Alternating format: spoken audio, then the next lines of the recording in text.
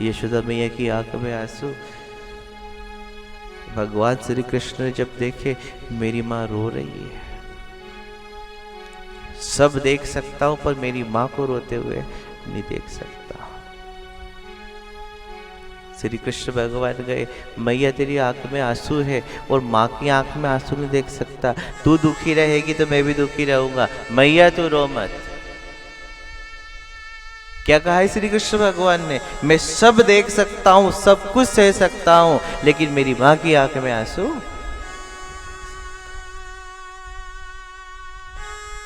मैया तू रो मत। वही सत्य जो अपनी माँ को दर्द देते हैं, जो अपनी माँ को पीड़ा देते हैं, जो अपनी माँ का अपमान करते, वो कभी सुखी नहीं रहते। सबसे बड़ी उच्च सेवा, संसार की सबसे बड़ी सेवा, संसार का सबसे बड़ा पुण्य माता पिता और गुरु की भक्ति से ही प्राप्त होता है।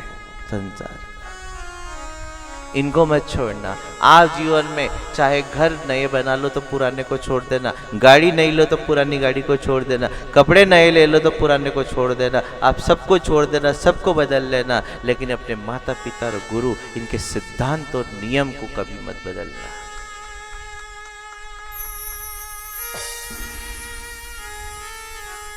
तो भगवान कृष्ण कह रहे मैया मैं सब देख सकता हूँ, मैं सब कुछ सह सकता हूँ, बस मैं तेरी आंख में आंसू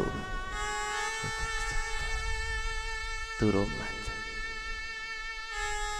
और यशोदा मैं कह रही कृष्ण भोलेनाथ साधु बन के आया, प्रणाम नहीं कर सकी, सेवा नहीं कर सकी, 3 दिन से भूखा प्यासा बैठा रहा, पर पहचान नहीं पाई। हमारा प्रभु चले गया, जिनकी जिंदगी पर भक्ति कर इनकी सेवा नहीं कर पाई।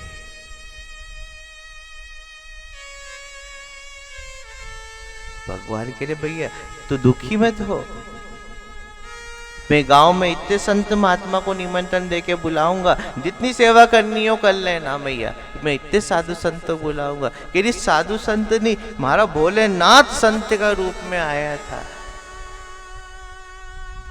तब श्री कृष्ण भगवान ने कहा प्रत्येक संत प्रत्येक साधु शिव का रूप होता है, भाव से जो प्रणाम कर लेता है, साधु कैसा भी हो कृपा महादेव कर ही देते हैं, किसी का अनादर मत करना।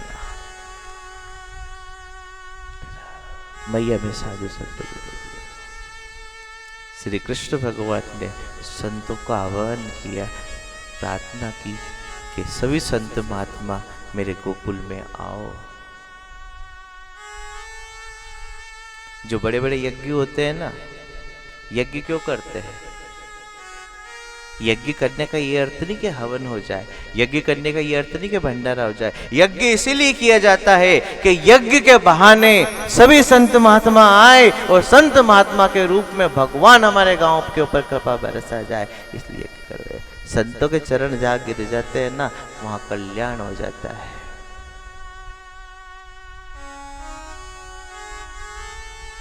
कि शिव रूठे तो जग मना लें और गुरु रूठ जाए, 3 लोक में किसी की ताकत नहीं कि उसको मना ले।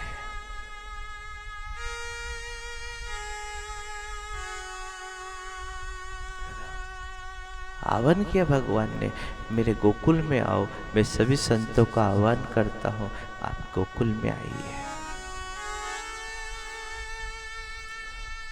गोकुल में साधु संत महात्मा आए,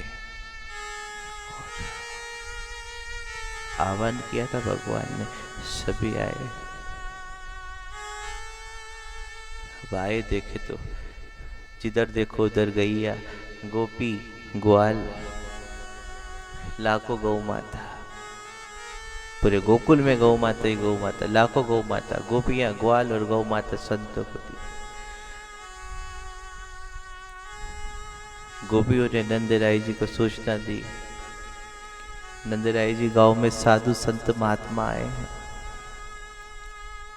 गांव के मुखिया थे नंदराय जी, गए साधु संतों के पास, प्रणाम किया, नमन किया, सत्कार किया, दंडवत प्रणाम किया।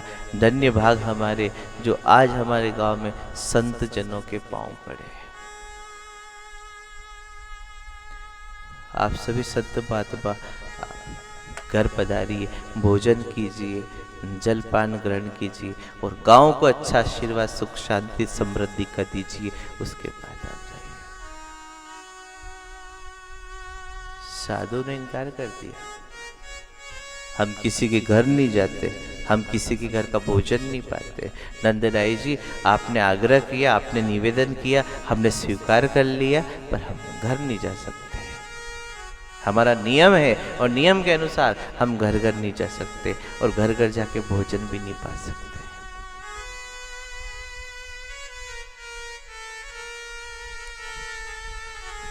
नंदराय जी जो थे, भोजन नहीं करो कोई बात नहीं, आप जैसे दिव्य संतों के चरण घर के आंगन में गिर गए तो मैं मान लूंगा कि मेरे परम पिता परमेश्वर की कृपा मेरे घर की हो।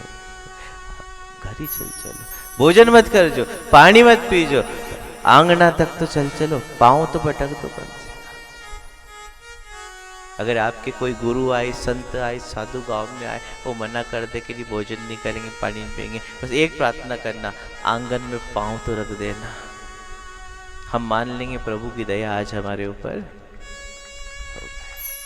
आप जाति वालों की सेवा करते हो, आप रिश्तेदारों की सेवा करते हो, पूरा जीवन हो जाता है समाज की सेवा करते करते।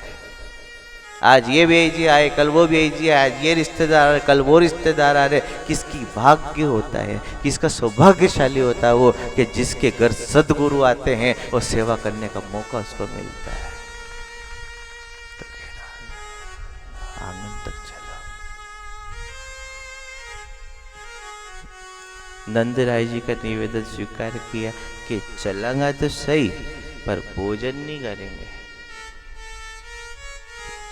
मत कीजिए, आप चलो। जैसे ही साधु महात्मा नंदराय जी के साथ चले, गोपियों ने देखा बहुत सारे साधु महात्मा आ रहे हैं। तो कहीं भोजन नहीं बनाना पड़ जाए, कहीं रुक जाएंगे तो सेवा करनी पड़ गई, तो इतने महात्मा की सेवा, इतने महात्मा का भोजन।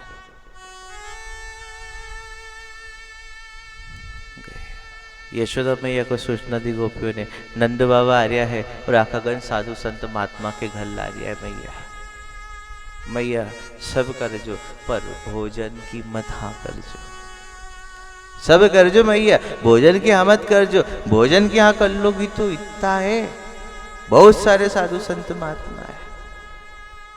सुनते ही यशोदा मैया बड़ी प्रसन्न हुई, थाली सजा ली। देखो गुरु जब घर आते हैं ना, कोई मेहमान की तरह नहीं, देली सजाओ, दीपक जलाओ, पानी के कलश भरकर रखो, रंगोली बनाओ, चौक बनाओ, स्वस्तिक बनाओ, फूल बिखेरो और इस भाव से गुरु नहीं, गुरु के रूप में आज मेरे भगवान मेरे घर आए हैं, इस भाव से। गुरु गोविंद दो ही खड़े, काके लागू पाए, बलहारी आपकी सदगुरु गोविंदियो बताए। कोई भी साधु संत या आपके गुरु आए ना, तो इस भाव से नहीं, आओ सोफा पे बैठ जाओ, चाय पानी लो, फल फूल खा लो, नाश्तो कर लो, नारियल दे दिया गुरु जी को, जाओ गुरु जी। भाग्य विधाता। तो थाली सजा ली यशोदा मैया ने, फूल बिछा दिए, कलश जल के भर के रख दिए, दीपक जला लिए। मन में बड़ी उत्साहित थी कि आज संत महात्मा के चरण आज मेरे घर गिरेंगे, ना जाने किसके रूप में भोलेनाथ कृपा करेंगे। जैसे ही संत महात्मा आए, साक्षात दंडवत प्रणाम किया। गुरु कभी भी आपके द्वारा आए ना, ये गुरु की मान मर्यादा रखना, प्रणाम दंडवत करना चाहिए, पूरे शरीर से करना चाहिए। पिताजी के पैर छू लो अलग बात है, रिश्तेदारों के पैर छू अलग बात है, लेकिन मंदिर में जाओ तो भगवान को साक्षात दंडवत प्रणाम करना चाहिए। सदगुरु आए तो उनको दंडवत प्रणाम करना चाहिए। प्रणाम किया, जल से चरण पखारे, चंदन लगाया, पुष्प चढ़ाए, आरती की थाली लेके सभी संतों की आरती उतारी बड़े भाव से।